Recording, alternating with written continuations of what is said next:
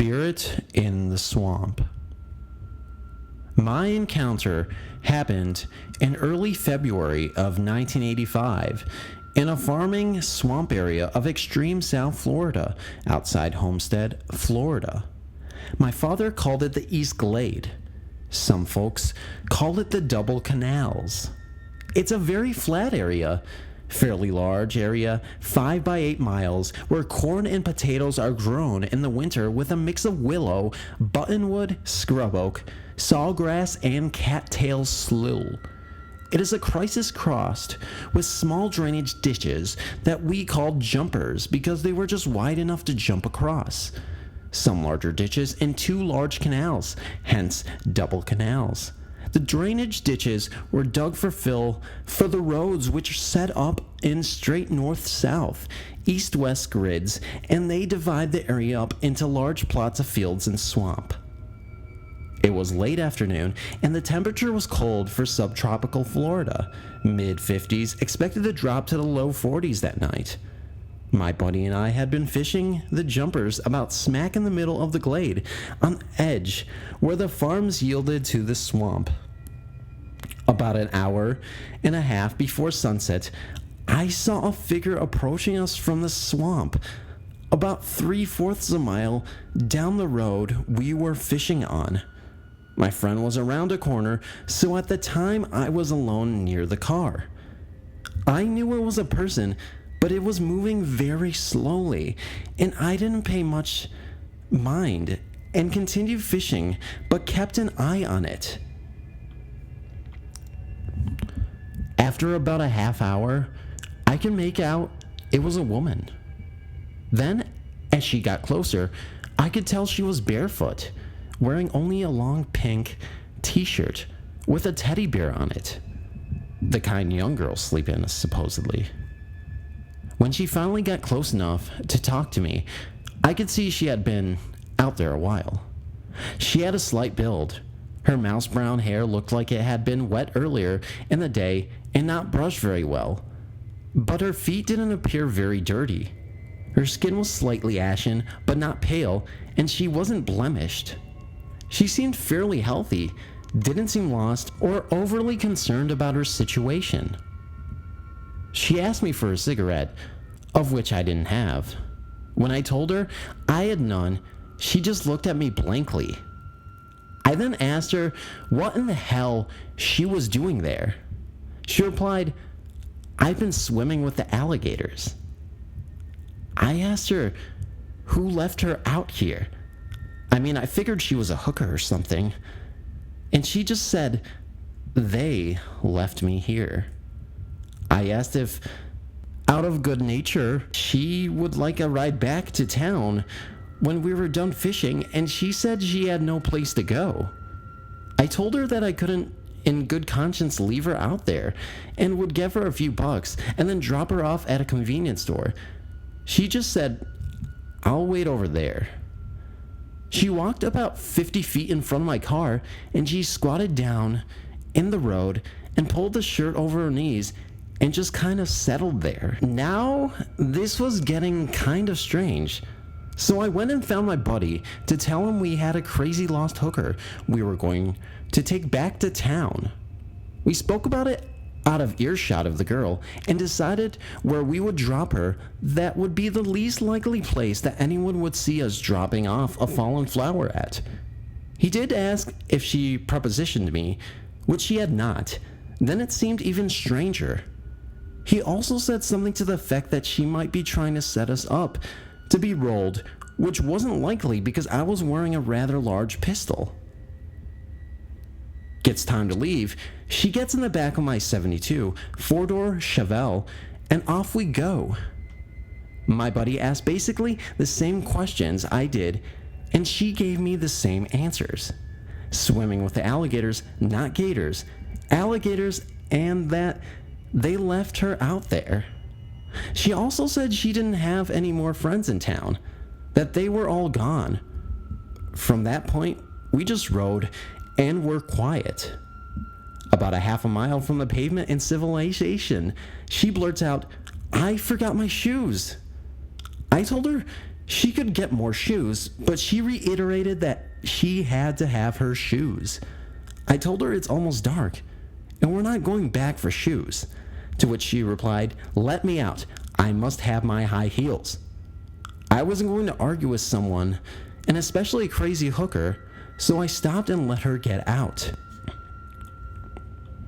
She exited the car from the back passenger door, and at that moment, my buddy just looked at me and said, "She's a ghost."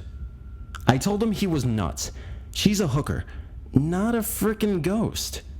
He said, "Not a spirit." As I was explaining him why his eyes were brown, I looked in the rear view mirrors and she was gone. Turned around, no sign of her. The road we were on was white rock 50 feet wide and had flat, freshly planted farm fields on either side. Not a bush of a tree in sight, but it did have a jumper on either side. I still thought he was a loony as she was. Then he turned around and put his hand on the seat where she had been for the last 20 minutes. It was cold as ice when I put my hand on it. He then said, "Did you notice she didn't smell like anything?" Then when he mentioned it, that she didn't, for someone who had spent a day in the South Florida swamp, she really had no odor at all. I didn't tell hardly anyone about it except my wife. Then one afternoon, while chatting with my father, I told him the story. With as serious a look as he could have told me, he had seen the same girl 50 years prior in the same area. When she approached, she asked the same question, "Do you have a cigarette?" Her attire was different. She was completely naked except a pair of high-heeled shoes. My father told me that she had been out there for a long time. This was sort of shocking to me that my father, elder in the church, had direct contact with a spirit in the same spirit that contacted me. Call bunk on it if you want, but this encounter made a believer out of me. Glowing swamp girl perspective. My name is Cody. It all started about a year ago when me and my best friend John went to Swine Creek Park in Ohio. There was an astronomy stargazing thing going on, and we avoided it. We were messing around with Nerf swords, and were fighting near the edge of a swampy area. It was dark outside at the time, so we couldn't even see much. It felt creepy being around there alone in the dark, but it was the only place that wasn't crowded. We took a break to talk, and caught a glimpse of something that caught our attention. There was a strange glowing figure of what looked like a young girl with long black hair in a wedding dress. It looked like she was walking slowly along the edges of the swamp water. As we stood there, frozen in fear and shocked to see what was happening, we started to hear a strange noise. It was almost sounding like a helicopter that was flying really down low. Of course, this could have been just crickets, I don't know, but I'm not sure. After watching it for what seemed like 3 minutes, we moved to the crowd as quickly as possible and begged John's mom to leave. This was our first paranormal encounter that we had seen. However, we thought nothing of it until we accepted the fact that whatever it was we saw could have very well been something paranormal. To go into more detail on what the glowing figure looked like, it was what looked like to be around the average height of a teenage girl. It had black hair, as I said, and was wearing what looked like a tattered wedding dress. The color of the glowing aura around it was like a greener color of a marshmallow or something. I'm sorry if this was undescriptive, but this happened a year ago and I'm new to this site. If you have any ideas of what this is, please comment. Thank you.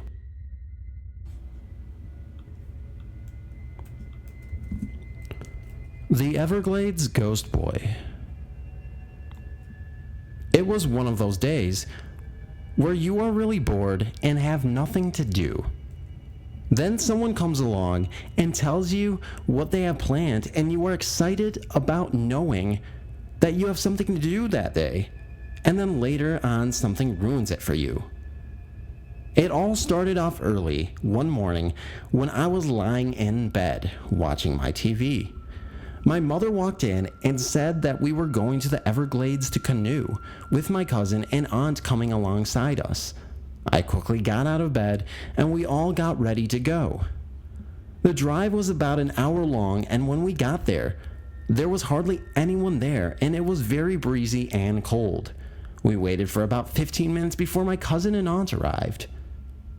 Once we had gone to the office to arrange our canoeing plans, we headed outside to where the canoes were and started to get in. Me, my aunt, and my cousin got in one canoe and were pushed off the shore first, leaving my mom, dad, and sister behind, and us having to wait for them in the water. Once they were in the water, we started paddling. We had been paddling for about 15 minutes, enjoying the scenery and the time we were spending with each other as families do, when I spotted something move in the water. I looked down into the water and I saw a human figure swimming beneath us. The water was extremely shallow. The figure moved like it had all the room in the world, stretching its arms out wide, legs extended, and it was doing that even though there were walls of sand and mangrove trees everywhere, including the water. He seemed to be going through everything. I looked closely to see that it was a young boy.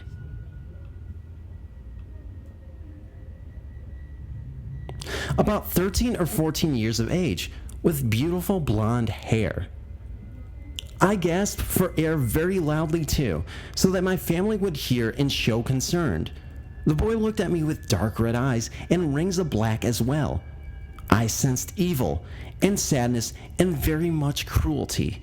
On seeing me, the boy turned his head and swam away, deeper into the water, fading away. Once I had realized what had just happened, I noticed that my family was around me, worried. "What's wrong? Are you okay?" my mother yelled out to me. I nodded my head. Yeah, I'm just fine. I thought I just saw something in the water, and it scared me. It was nothing though, I replied, unfortunately lying. My mom said, okay, and then we all headed on with our sightseeing. Not even 5 minutes had passed, another thing happened. I was looking all around, enjoying the scenery, when I saw the boy again. I focused my eyes through the layers of thick mangrove trees to see the boy staring back at me with a very angry face, and this time with completely full bright red eyes. I thought I had passed through his territory and that me and my family needed to get out of there, and quickly. Our canoes went into an open area of the river, and I was still focused, looking at the boy.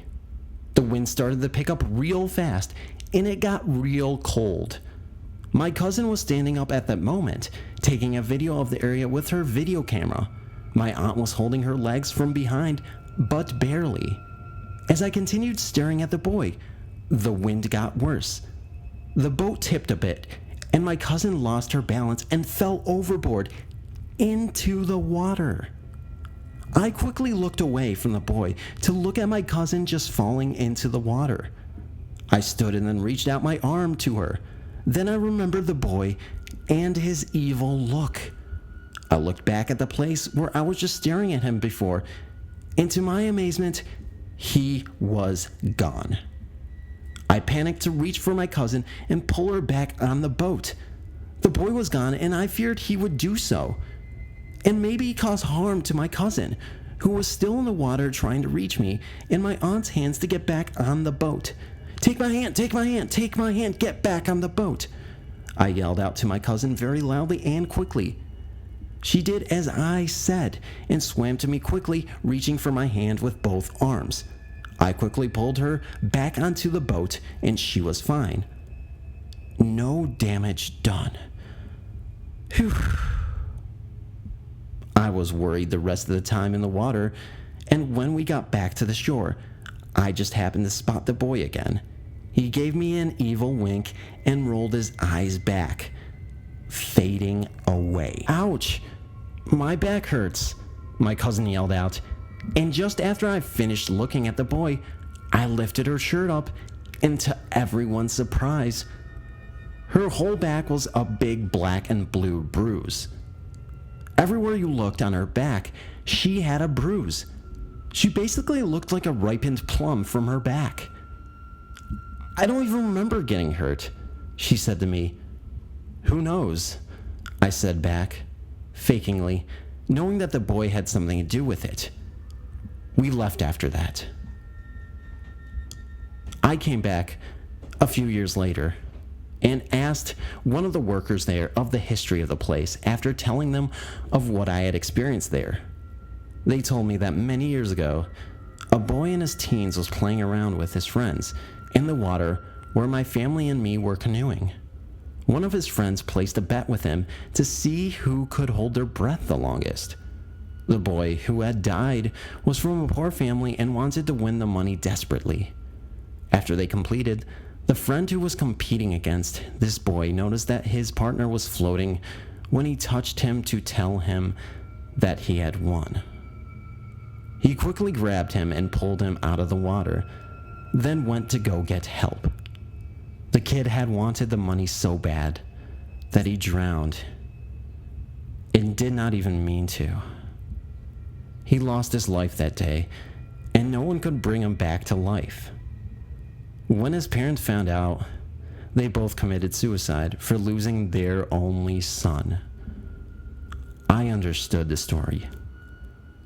When I was walking out of the Everglades Center building, I looked down at the area at where the canoes were, and there was the boy, standing there looking at me with a sorrowful face, and this time light blue eyes. I smiled at him and then waved goodbye to him. I looked back, and he had sort of a smile on his face. At that moment, I felt like he knew I understood, and was just glad